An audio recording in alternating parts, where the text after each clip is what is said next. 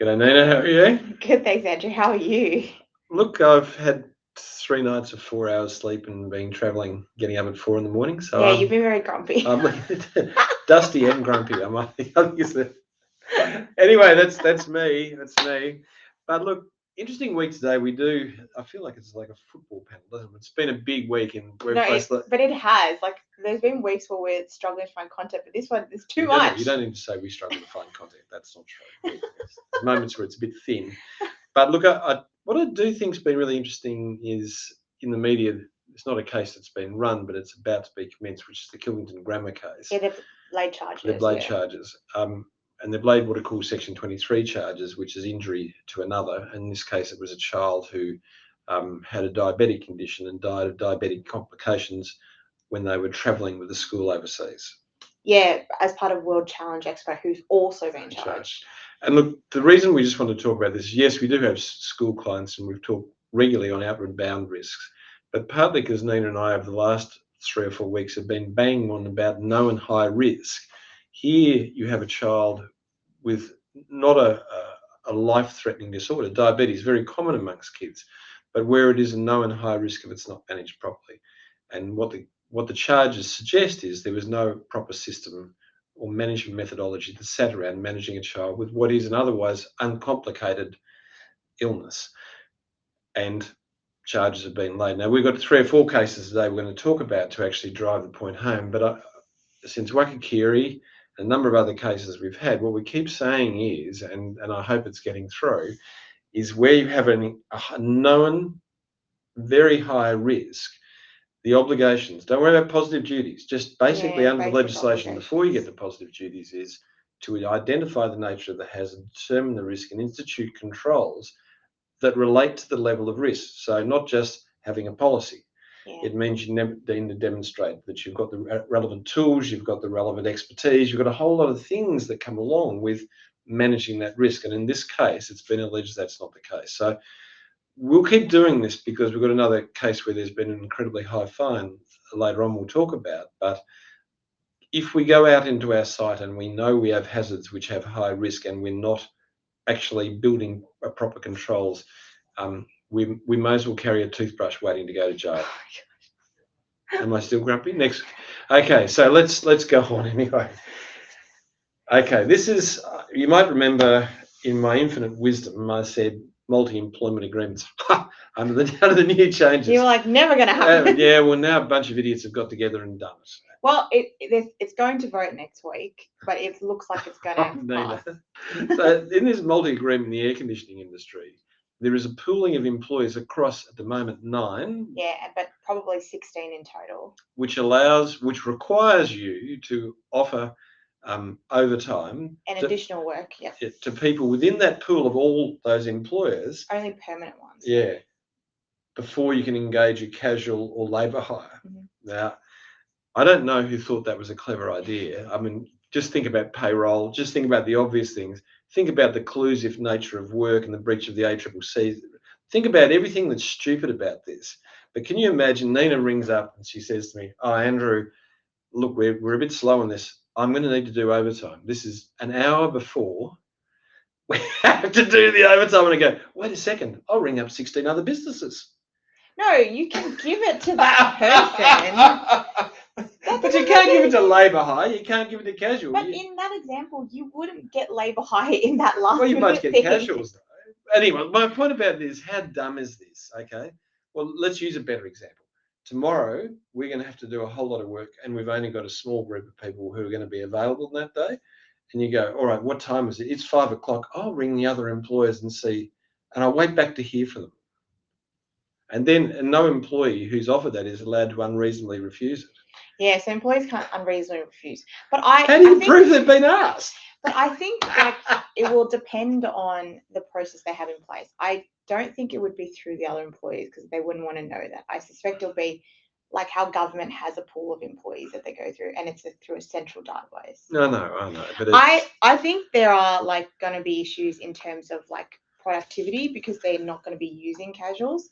I don't think it's as bad as you say. I think actually for once the union were quite creative in finding something different. But watch this space.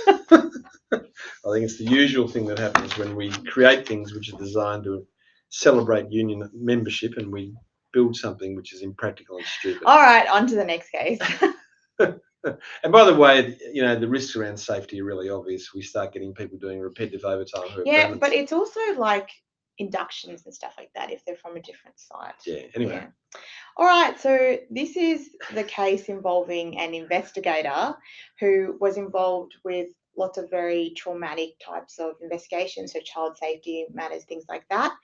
And she filed a claim saying that she was forced to resign because they didn't accommodate her concerns and basically safety risks. And remember, this is agitating court services and Komisarov case that we've talked about. Kozarov. Yeah. Komisarov was how I feel today. But both cases where people were involved in seeing traumatic and difficult things, Very similar. where no system was introduced, and as a result, that people suffered alarming mental health issues and leading to death. This is the opposite though, because it's what you can do right. This is what you can do right. So they did make a whole lot of accommodations and they pressed her for medical evidence. Yeah. And she refused to provide it. Yeah, but then she resigned until she got PTSD. But with no evidence, there was no link to the resignation. She lost. I think the important thing about it is she lost, but they did all the right things, which is they utilised the strategy around psychological hazard management, saying, look, I hear what you say. They took her off investigation. Took her off. Let's investigate what we can do. Let's work out how we manage this. Now give us the medical evidence so we can accommodate properly. Yeah. No, she says, I'm backed into a corner. I'm going to leave. And the court goes, bad luck. Next case. Oh, my God.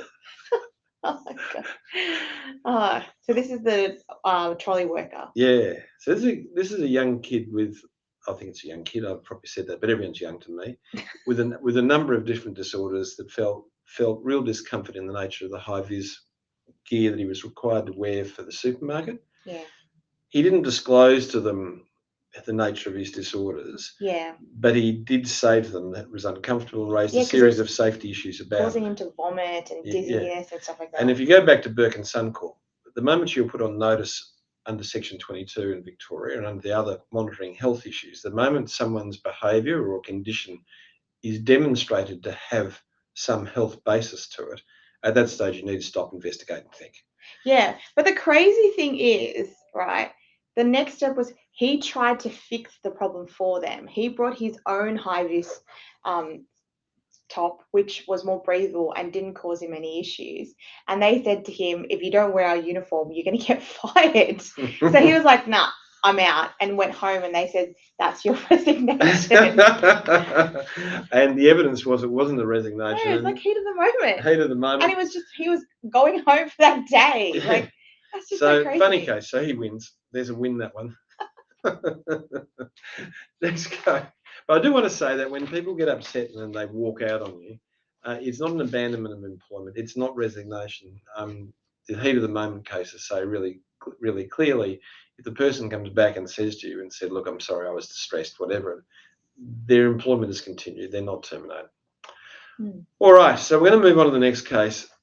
This is the case I hinted about earlier, which is where trucks changed over carrying trailers on what was a main road, so a high-risk area. And Nina and I were giggling about it before, and she goes, well, it's not that high risk. I said, well, it is a main road, Nina. And we said, but anyone knows it's high risk. And then we said, yes, everyone knows this is high risk. And having people jumping in and out of trucks, changing over, carrying trailers, means traffic management is the biggest issue that is alive. And this person got knocked over and killed. And as a result of that, there was an $800,000 fine. The case is not an important case, other than to say, once again, here is an organisation that did know the risk.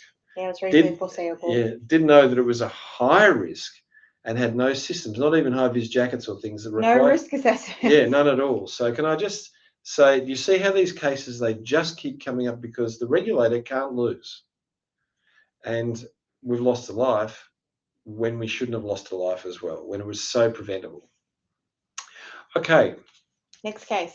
We've got a lot to go on today, haven't we? Yeah, but this one, we have some funny ones. Okay, well, I think this is the best case we've got today, and really it has no law except it's funny. And this is a person who was an employee of a religious organisation who went and got vaccinated and Yeah. was fired for being vaccinated. And she also worked completely remotely and wasn't aware that they had objections against it. And they wrote her this damning letter that said, your actions breach our constitution, so we've got no choice but to let you go. Oh, it's Nutterville, isn't it, really? It's just crazy stuff. And to think they continue to run it to trial, I mean, you've got to wonder who thinks, oh, this would be a good idea to run this absolute loser to trial. Yeah, but they were lucky because she only asked for 12 weeks because she got another job, and the Fair Commission said she could have definitely asked for more and wanted more. Yeah. Anyway, look, we've got a bit tired of anti-vax stuff, and this is one where it's a pro-vax.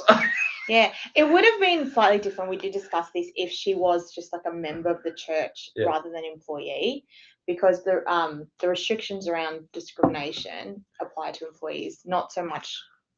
Well, churches are in a grey area, which we'll discuss more about later. And also, equal opportunity legislation and discrimination is quite different across state and federal. So at a federal level, it may well protect members. At a state level, it probably doesn't for those sort of things. So anyway, interesting case if that was the case, but that was not the case. Let's move on. All right. This is really a complex case.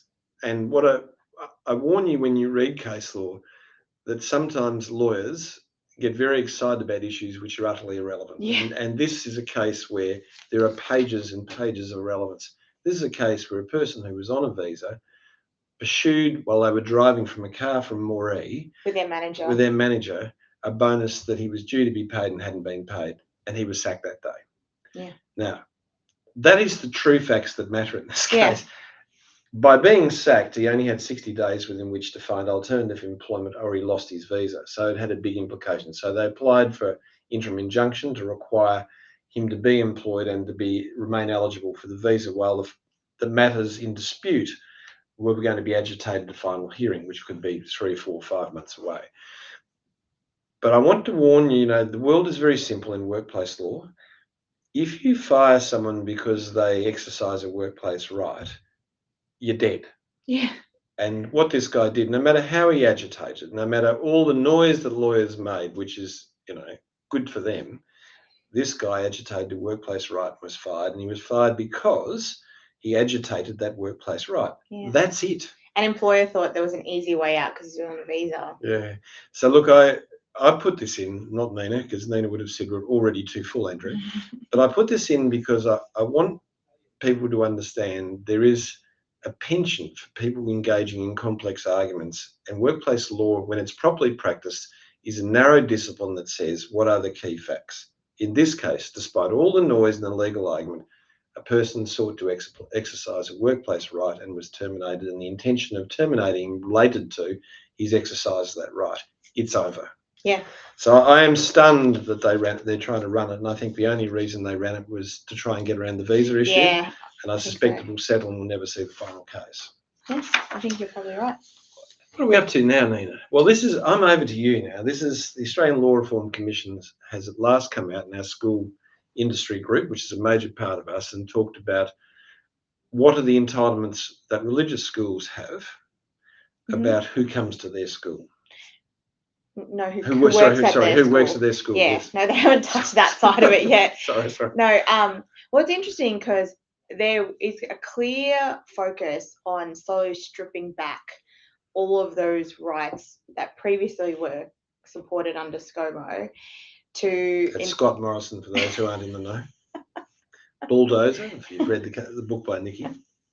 That allowed them to be very selective about who they would employ to make sure that they aligned with their religious beliefs. So now, firstly, they're going to be stripping back the right to discriminate on the basis of sex for any religious schools.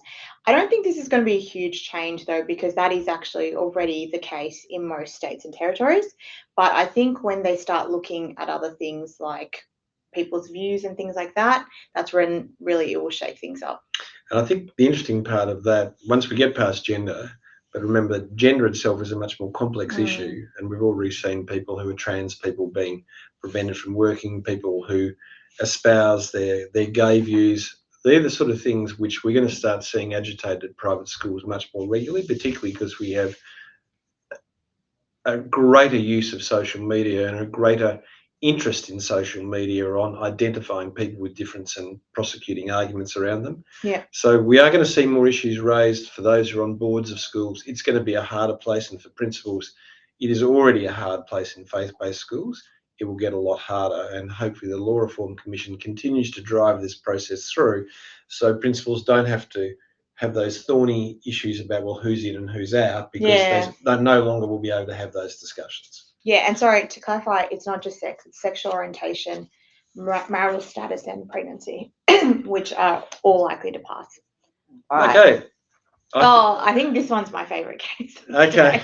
Now, we put this one in. Can I just say there is a principle which says that an employer must indemnify an employee for an action that is brought against an organisation. Okay. Really? Yeah. So that's a principle for every industry. Well, yeah, no, it's just in general employment provision. Okay. So when you say outrageous things like you regularly do, I have to indemnify you. Okay. But in this case, the school was attacked, and it was attacked at not school. No, it was a law firm. Law firm was attacked around its reputation, and we'll talk about that in a second. And it damaged the reputation, and therefore that implied indemnity obligation was waived. So talk a little bit more about the facts, and I won't pretend it's a school. Okay? So this was a law firm who had a atrociously lying solicitor.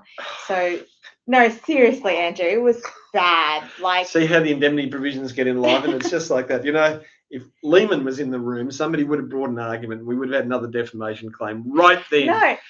Okay, so what happened was there was this client with stage 4 cancer, and the solicitor worked for this firm, which was no win, no fee, and she made up a case. She said that there'd been a case that had gone all the way to the Supreme Court.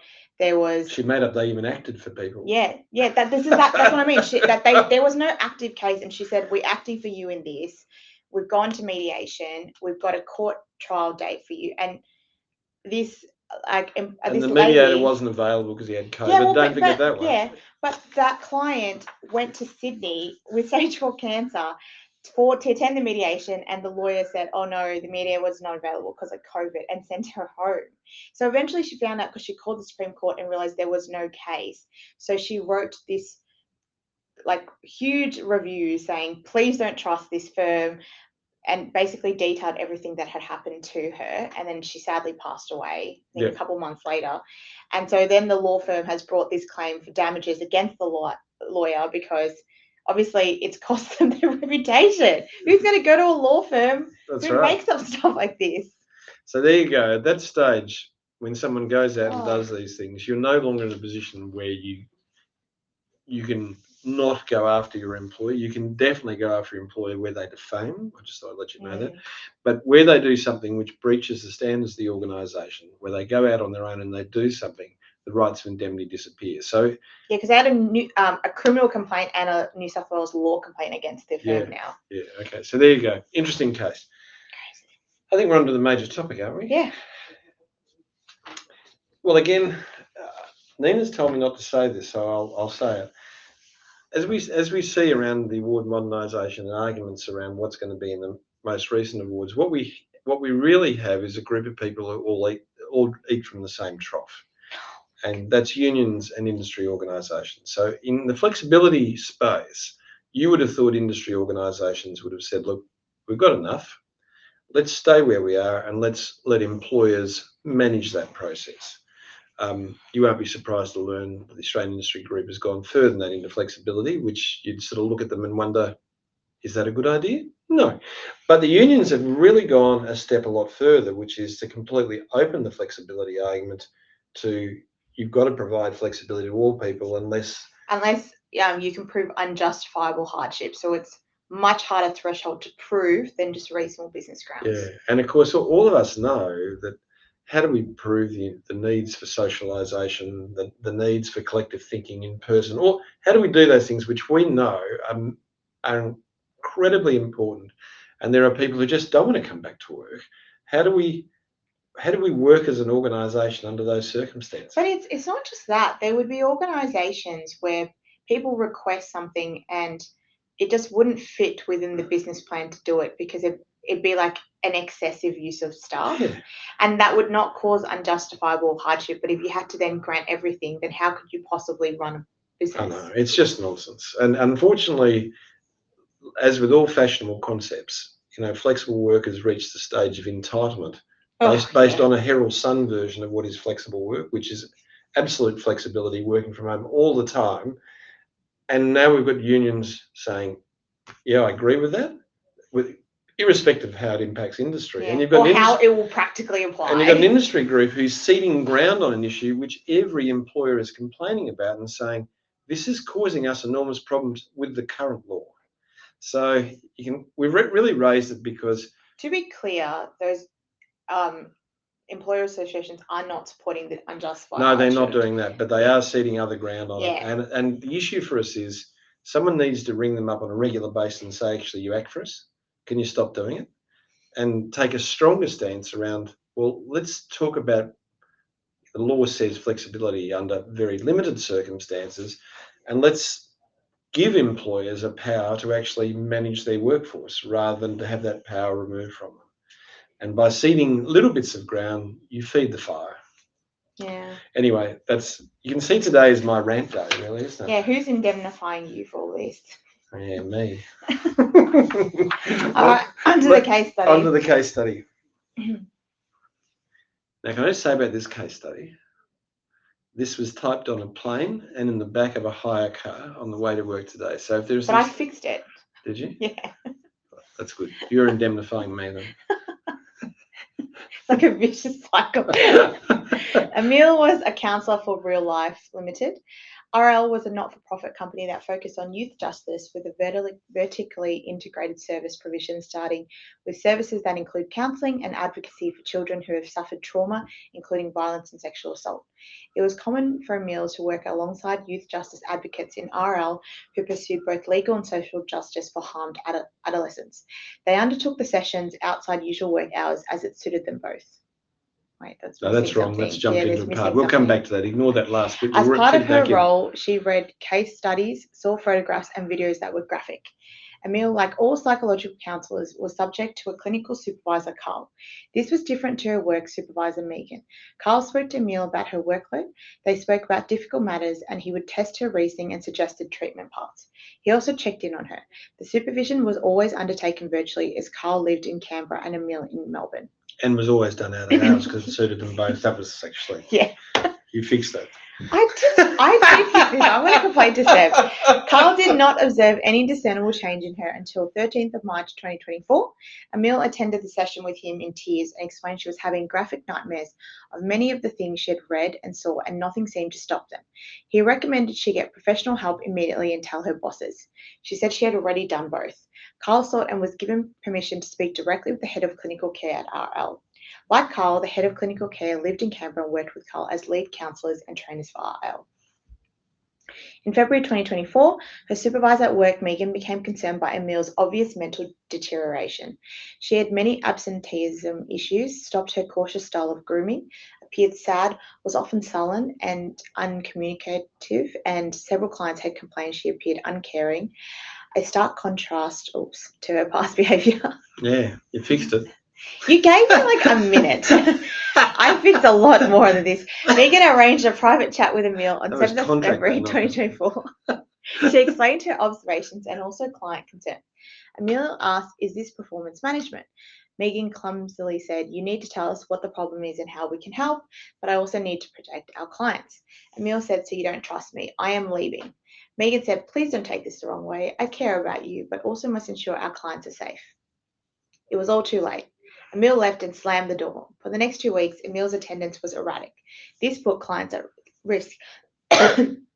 Megan and HR several times wrote to her and arranged meetings with her seeking clarification around what was distressing her, how they could help, and their client concerns, and how to best manage, but she refused to attend.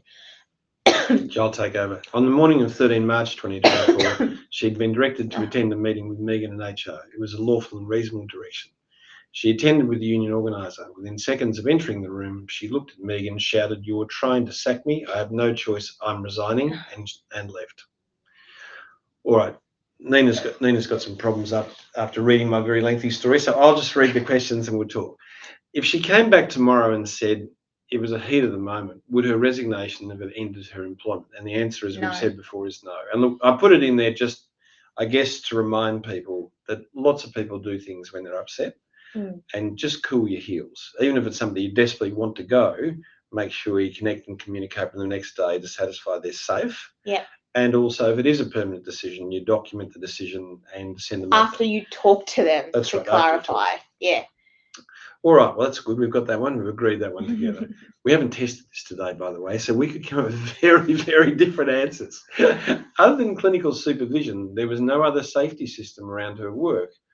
Was this a breach of safety law? Yes. Yeah, that's an absolutely. Yeah, Kozarov, clinical court services.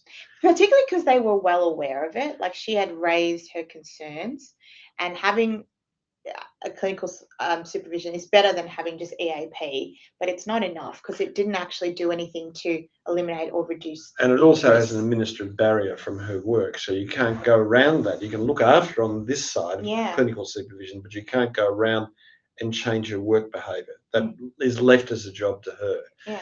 So again, if we look at the truck case, if we look at the other cases we've talked about, like the Kilvington Grammar, here is a known high risk. There's high court cases telling you this is a high risk. And to not have a system that actually not deals even a basic system means you're in heaps and heaps of trouble. Particularly if we go to the next question, is other than clinical supervision, there was no other we've done that? Yes, we've done that. Okay, I think we have got this. Let's go again. Next slide. Next one. Here we go. Could Emil have made a workers' comp claim? No, I wanted to go. There is one that's missing here, which is if as a result of this treatment, Emil walked out in front of traffic and injured herself because she was so disconnected from the world and was full of anxiety. Is there a claim that could have been brought against Megan and the organisation? And the answer is absolutely there is. It's a reckless endangerment. But I don't think it would be industrial manslaughter. No, not industrial manslaughter, but let's just step through why. At the time they went to see her, she'd not attended any meeting she was directed to go to. At that stage, you're on definite notice this is a person who is in a high level of stress, acting naughtily, but at the same time at a very high level of stress. Whatever you'd do at that stage, you would have staged an intervention before you even got to any performance-based discussion to satisfy that she was in a safe place. I think this is really important because a lot of times we've had clients come to us and say, oh, it's because the employee is not cooperating. So we've done everything that we can. But just asking people for meetings is not sufficient to discharge your onus. No, because once you look, Burke and Suncorp started a discussion.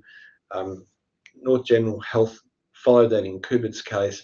One of the things that monitoring health means under safety law, and it follows into other workplace law, because that's where Burke and Suncorp and Kubert in those cases come from, is the moment monitoring is triggered, that is an appreciation of a person has a health-related issue, you've got to stop everything and go, all right, what do I need to do to satisfy myself that person is safe? Now, if they're in work, in other words, still employed, it doesn't matter if they're at home. I need to then understand, is this person safe? So first thing is I need to find out they're safe. Second, I need to satisfy myself before I take any further steps that any discussion we're going to have is going to be a safe discussion. Now, that means advising the person of the nature of the inquiry you're about to do and why you're having this conversation. And it should be a focus on their health, not on the risks that are arising. So at that stage, we get straight to reckless endangerment because we have a knowledge of risk, of serious injury or death. And although we do something about it, we're going to have a general conversation about performance, about risk to clients, all this thing. That's not enough. Yeah. So it gets to the carelessness that goes to reckless endangerment. So I think Megan would probably escape it because she's clearly an innocent, if that makes sense. Not innocent of the wrongdoing, but when you look at what she's doing, she's fumbled and made mistakes, but her best interests, courts wouldn't like her prosecuted, okay? But they'd certainly go after the organisation given its corporate knowledge. Mm-hmm. And that's under any state jurisdiction, whether it's under Section 144, actual knowledge of officers within I think the officers would be at risk here as well. So Anyway, look, at interesting case study. I thought we'd better move on. I just saw your face then that says we have 30 seconds left. Would Emile have any other legal claims, and will fold in workers' compensation? She definitely have a workers' comp claim if she brought it at any stage. And there's some real arguments, had she been represented by lawyers early on, they would have set up adverse action claims.